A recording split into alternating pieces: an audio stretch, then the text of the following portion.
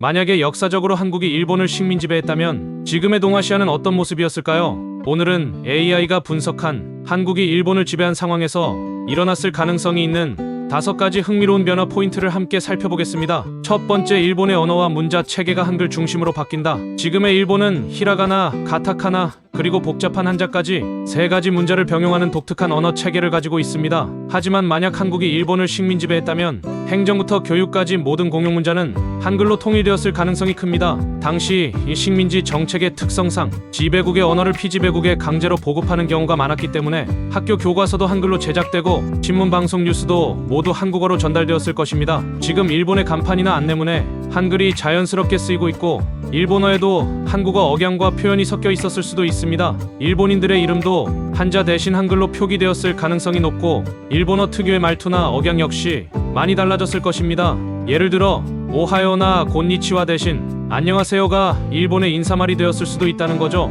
두 번째, 일본의 음식 문화가 한식 중심으로 재편된다. 우리가 알고 있는 일본의 대표 음식 스시, 라멘, 텐동 같은 메뉴들은 지금처럼 세계화되지 않았을 수도 있습니다. 대신 김치, 불고기, 된장찌개, 비빔밥처럼 한국의 전통 음식들이 일본인의 식탁 위를 차지했을 가능성이 큽니다. 학교 급식에는 고추장 비빔밥과 멸치볶음 같은 익숙한 한식이 기본으로 나오고 도시락 문화도 한국식 반찬 위주로 정착했을 수도 있습니다. 더 나아가 일본의 전통 요리에는 고추장, 마늘, 참기름 같은 한국 조미료가 자연스럽게 들어가며 퓨전 음식 문화가 자리 잡았을 것입니다. 예를 들어 라멘 대신 된장국수나 김치칼국수가 일본의 국민 음식이 되었을 수도 있죠. 이러한 식문화의 변화는 전 세계의 외식 문화에도 영향을 미쳤을 가능성이 있습니다. 세 번째, 일본의 건축 양식과 복식이 한반도식으로 바뀐다. 현재 일본은 다다미 방과 목조 건축이 일반적이고 기모노는 전통 의상으로서 중요한 상징입니다. 하지만 한반도식 건축이 일본에 뿌리내렸다면 다다미 대신 마루 구조가 보편화되고 기와 지붕을 얹은 한옥 스타일이 도시 곳곳에 자리했을 것입니다.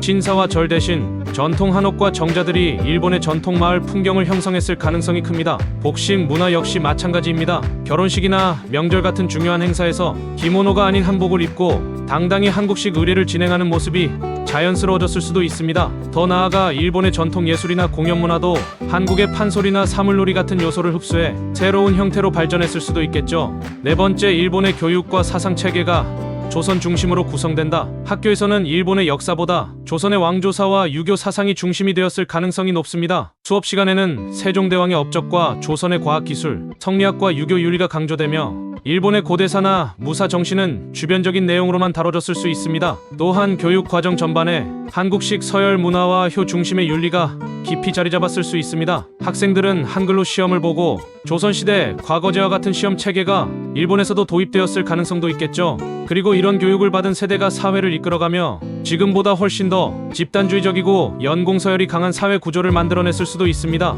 다섯 번째, 일본의 정치와 산업 중심이 한반도로 이동된다. 한국이 일본을 식민 지배했다면 일본의 정치 권력과 산업 자원은 서울, 평양, 부산 등 한반도 주요 도시에 집중되었을 가능성이 큽니다. 도쿄는 지금의 서울처럼 중심 도시가 되지 못하고 보조 행정 기능이나 지방 중심 도시로 머물렀을 수도 있습니다. 반대로 조선은 일본의 인프라와 인재를 흡수하면서 더 빠르게 산업화를 이루고 경제 성장을 주도했을 것입니다. 일본의 철도, 도로, 항만 인프라가 한반도 중심으로 확장되고 국제 무역의 거점 역시 서울이나 인천이 되었을 가능성이 있습니다. 결국 조선은 동아시아의 경제, 정치, 문화 중심지로 자리매김하고 지금보다 더 빠르게 세계 강국으로 성장했을 수도 있습니다. 이처럼 AI가 분석한 한국이 일본을 식민 지배한 상상 시나리오는 비현실적일 수 있지만 이러한 과정을 통해 우리가 놓치기 쉬운 역사와 문화의 영향력을 다시 돌아보게 됩니다. 역사는 바꿀 수 없지만 그 역사에서 배우고 미래를 만들어갈 수 있다는 점에서 이런 상상은 단순한 이야기를 넘어 의미 있는 시도일 수 있습니다. 여러분은 만약 한국이 일본을 식민 지배했다면 가장 크게 달라졌을 거라고 생각하는 부분이 무엇인가요?